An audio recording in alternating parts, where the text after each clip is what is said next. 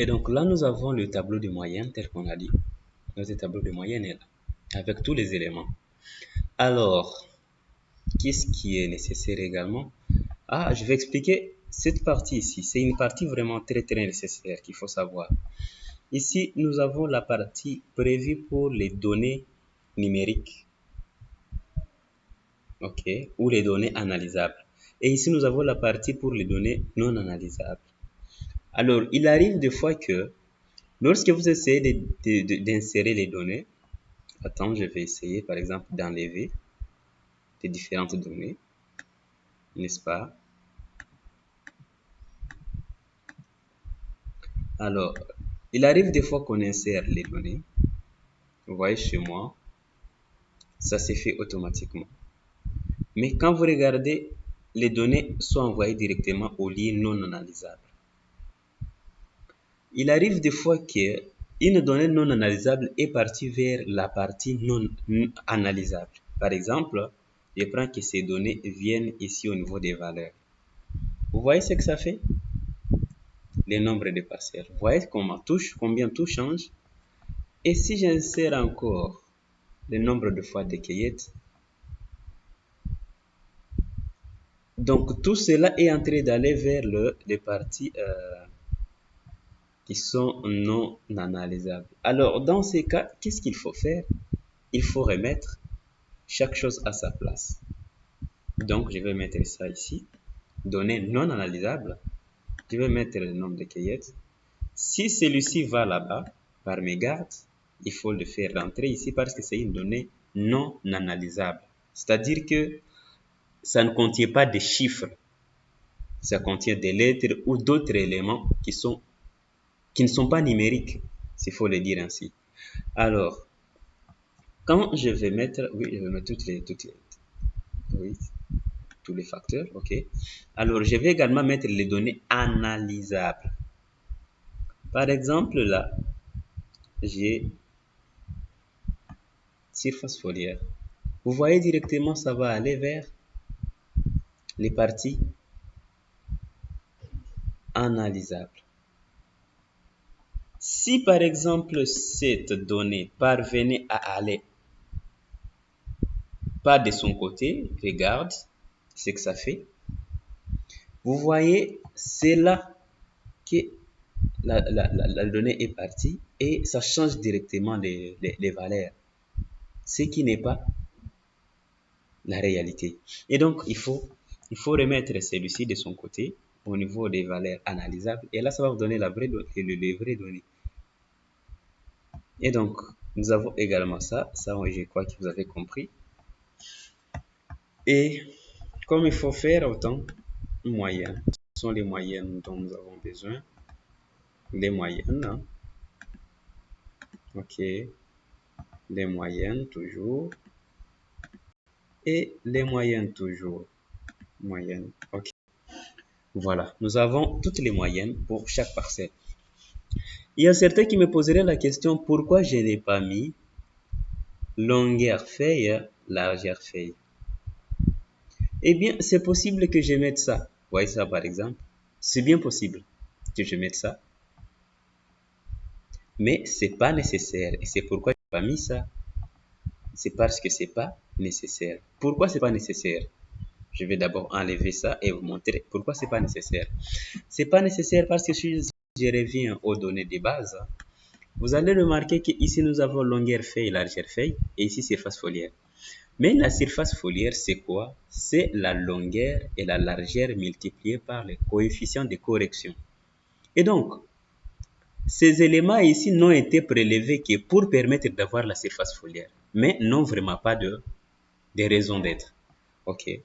Si vous regardez par exemple là-bas, si je clique, vous allez voir qu'il y a longueur feuille en bleu, multiplié par largeur feuille en rouge, et puis multiplié par le coefficient de correction qui est de 0,7.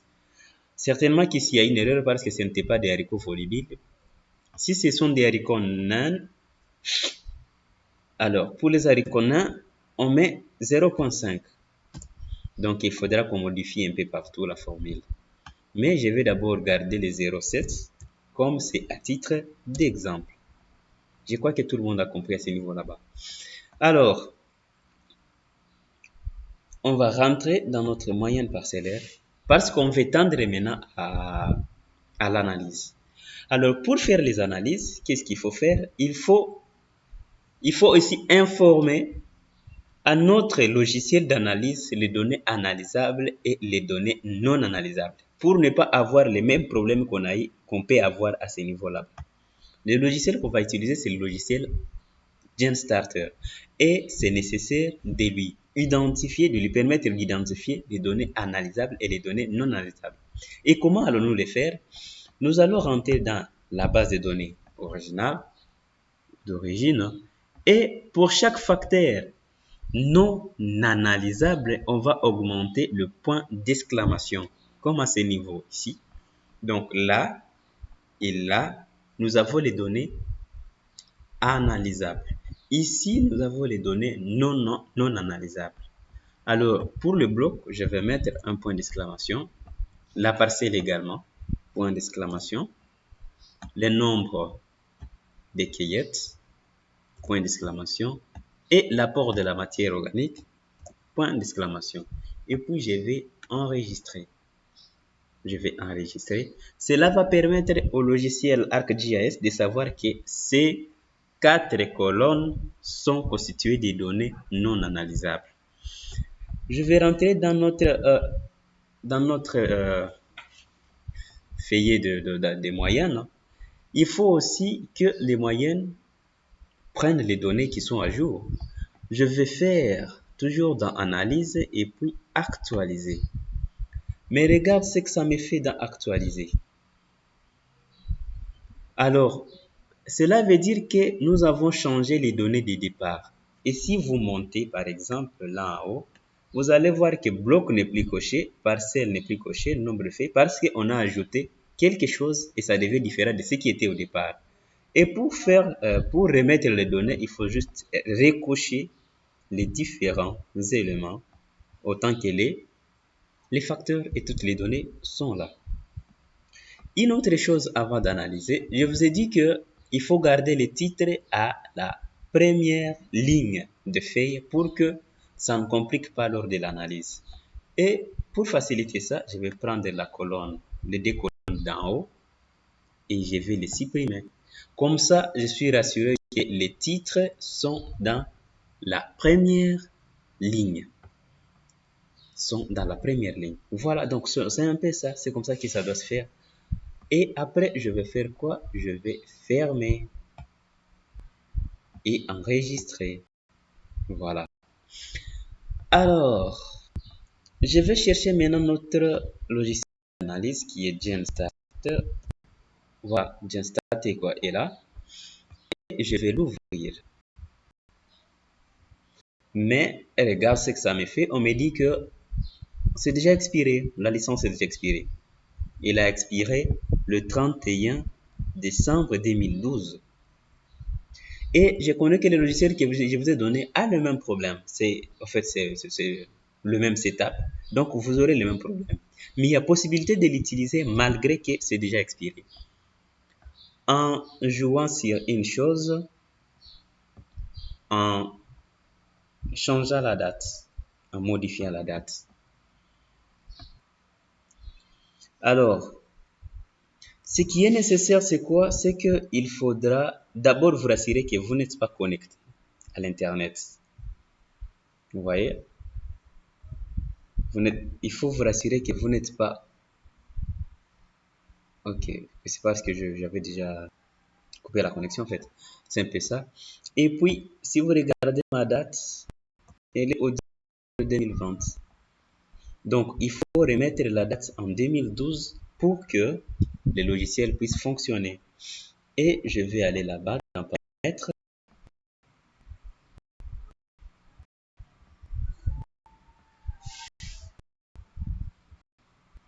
Et puis, aller dans les langues, modifier.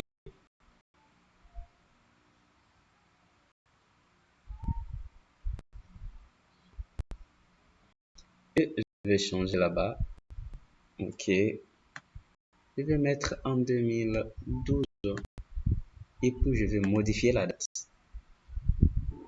et fermer. Et donc, quand vous regardez là-bas, ma date a changé.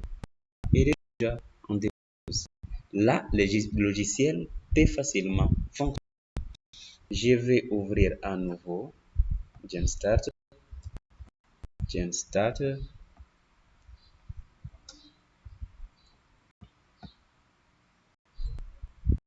Voilà, là, ça accepte. Et je vais faire le Run Discovery. Voilà, je ferme ces tableaux de dialogue.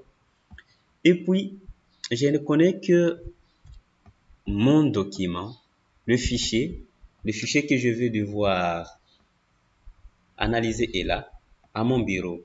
Et donc, je vais aller dans File, Open, et puis aller dans Bureau. Et là-bas, dans Bureau, chacun connaît où est-ce qu'il a mis son élément. Alors, aller dans Bureau, et puis descendre, ok, et chercher les documents. Je vais voir les documents. Il y en a où? Voilà. Expérimentation Mangue. Alors, il faut vous rassurer qu'ici, c'est nommé, c'est affiché All Files. Parce que s'il y a des fichiers qui sont, si vous n'avez pas mis ça, vous aurez difficulté à avoir votre élément. Donc, j'ai mon document là-bas, mon fichier, et je vais ouvrir. En ouvrant, on me dit que dans les fichiers, il y a plusieurs feuillets. Il y a une feuille qui s'appelle feuille 3, et il y a paramètres de rendement, paramètres végétaux, et puis moyenne parcellaire. Et moi, je vais prendre les moyennes parcellaires et je vais dire finish. Et voilà, les données sont là. Les données sont là. Vous voyez le point d'exclamation en rouge là-bas qui est bien, qui s'identifie très bien pour dire que ce sont les données qui sont non analysables. Et là, donc, c'est très bien fait. Alors, pour pouvoir analyser, c'est très simple. Je vais aller dans Stats et puis Analysis of Variance et puis dans General. Et ça me donne un tableau de dialogue. Ce tableau de dialogue, il y a une partie réservée pour les dispositifs. OK. Donc, quand vous ouvrez par exemple là, vous allez avoir tout le dispositif, c'est un design, c'est ça les dispositifs. Alors, sachant, par exemple chez nous, OK, c'est facile de détecter le dispositif. Pourquoi? Parce que nous avons deux facteurs. Facteur nombre de cueillettes, facteur apport de la matière organique. Ce sont les deux facteurs qui ont été mis en étude. Et donc, j'ai deux facteurs. Et là, je vais aller dans Two-Way ANOVA, donc analyse à deux variances, et dans des blocs randomisés. OK. Parce que j'ai utilisé des blocs randomisés. Dans des blocs randomisés, je clique là-bas. Et là, on me donne l'observation à analyser. Je commence par exemple par la moyenne des diamètres collés. Je double-clique dessus et ça me donne là-bas. C'est déjà assigné là-bas. Et pour le traitement 1, c'est quoi le traitement 1? C'est le traitement qui était dans les petites parcelles. Cela veut dire que les traitements qui apportent plus, dont on espère qu'il va apporter plus de changements par rapport à l'autre facteur. Et les facteurs qui vont apporter plus de changements, c'est quoi? C'est le nombre de cueillettes qui a été dans nos petites parcelles. Et double-clique là-bas et c'est entré là-bas. Je clique ici sur le deuxième traitement et deuxième traitement, c'est l'apport de la matière organique que j'ai nommé ici Ferti. Sorry. Voilà. Et le bloc, j'ai toujours nommé ça bloc. Et donc, je double-clique dessus aussi. Et là, j'ai le bloc. Après le bloc, je vais aller dans Options pour savoir les données dont j'ai besoin. J'ai besoin de coefficient de variation. L'erreur résiduelle, le LSD, c'est-à-dire Last Significant Difference, et les moyennes, means, ok. Et le LSD est évalué à 5%. Le 5%, on en avait déjà parlé à l'auditoire. Donc, on se rassure que les données et l'analyse va se faire à 95%, de véracité, s'il faut le dire, probabilité de 95%, et avec 5% de marge d'erreur. C'est ça les 5% là-bas. Et puis je mets OK. Et puis je fais Run. Et dès que j'ai fait Run, j'ai déjà les résultats. Mais attention, les résultats ne s'affichent pas à ce niveau ici. Ça peut ou ne pas s'afficher. Dans les cas où le résultat ne s'est pas affiché, je vais aller dans Output, qui est là-bas, et double-cliquer dessus, et je vais avoir, vous voyez un peu, les résultats est là.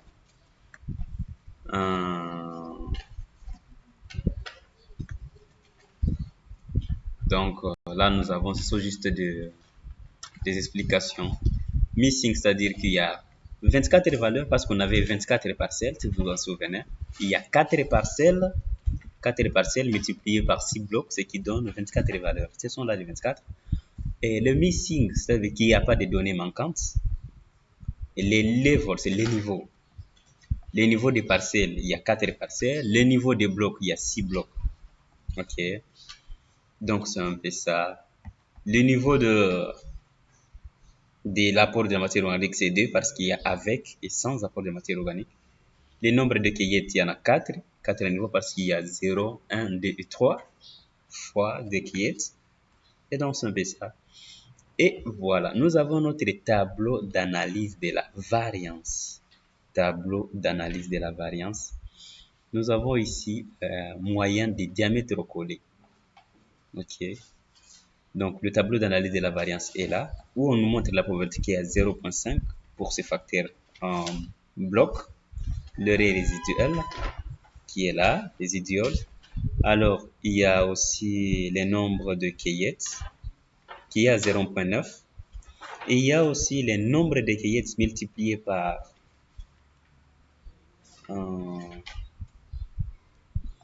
le facteur apport de la matière organique qui est à 0,5. Donc, je crois que là, c'est compris. Et donc, on fait ça, je crois que là, vous avez très bien compris. C'était à titre d'exemple. Alors, il faudra savoir maintenant évaluer. Ce sont toutes les données là-bas. Alors, il faudra savoir évaluer quel est le dispositif. Je vais retourner là-bas. Alors, le tableau dans les dispositifs utilisés. Alors, par exemple, pour celui-ci, il a utilisé.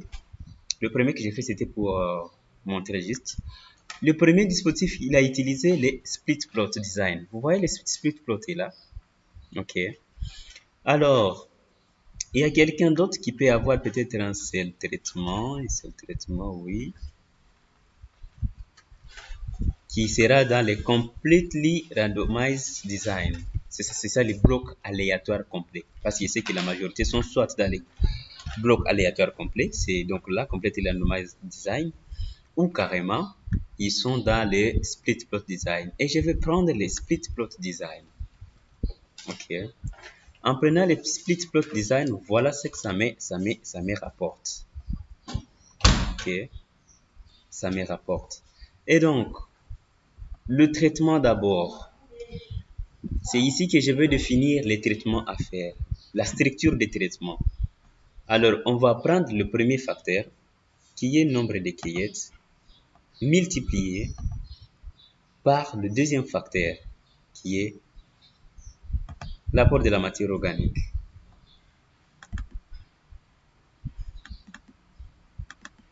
Ok, donc là, nombre de cueillettes multiplié par, voilà la structure dont on va utiliser.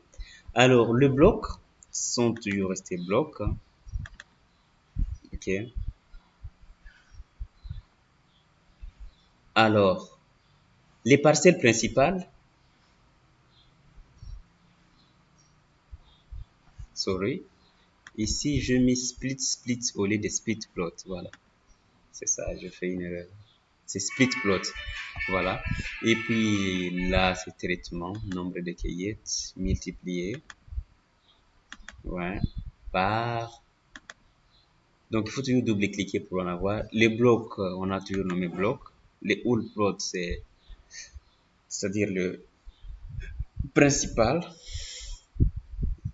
Sorry. Les grandes parcelles, en fait, c'est là. Et les petites parcelles, nombre de cueillettes. Alors, option, on va toujours faire la même chose, c'est bien coché. Coefficient et résiduel, les LSD, les différences et les moyennes, toujours à 5. Là, c'est OK. Et puis, je vais run. Et j'ai les données là-bas. J'ai les données avec moi pour le diamètre collé. Donc, c'est là. Voilà. Nous avons le tableau, notre tableau qui est là. Notre tableau de l'analyse de la variance qui est là. Et nous avons la table des erreurs résiduelles. Nous avons la table de moyenne. Nous avons standard error of means, donc les erreurs standards de moyenne, les erreurs standards des différences de moyenne. Donc tout est là. Tout est là. Les significant differences ou les LSD à 0 à 5%. Et donc, tout est là. Tout est là. Et même les coefficients des variations. Coefficients des variations. Et donc, c'est comme ça qu'il faudra travailler. Il faudra faire l'analyse. Et là, vous avez toutes les données qui sont à vous. Je crois que vous avez compris. Il reste il reste maintenant de savoir comment est-ce que nous allons utiliser ces données. Mais avant l'utilisation de ces données, je vais vous montrer comment avoir, parce que ces données ici, c'est juste pour le diamètre collé. Il suffit juste de cliquer sur l'analyse de la variance là-bas, ici, les tableaux d'analyse de la variance, et changer d'observation. Ici, nous sommes dans le diamètre collé. Je vais mettre maintenant hauteur des plans, ok, et puis faire le run. Les données pour la hauteur des plans est là.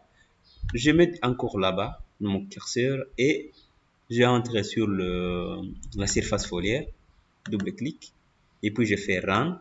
Les données pour la surface foliaire sont là. Et enfin, je vais mettre le nombre de feuilles, et puis run. Et là, j'ai les données pour... Et là, j'ai l'analyse de toutes les observations faites.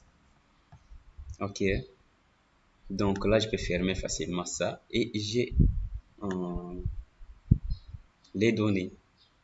Et les données, je peux maintenant les enregistrer. Save. Ok. Save. M'appeler output, expérimentation. Ou output Mwenge. Ok. Enregistrer où? Je mets ça au bureau et puis j'enregistre. Et là, vous avez les données qui sont là. Output Mwenge. C'est vrai. Ouais. Et donc, vous avez toutes les données. Voilà, pour l'analyse de la variance diamètre collé. Et donc, juste à la fin, vous avez qui concerne nombre de feuilles à la fin. Et donc, tout est dans notre feuille, dans notre fichier que nous avons enregistré. Nous venons d'enregistrer maintenant. Voilà donc comment faudra-t-il passer pour pouvoir faire des analyses.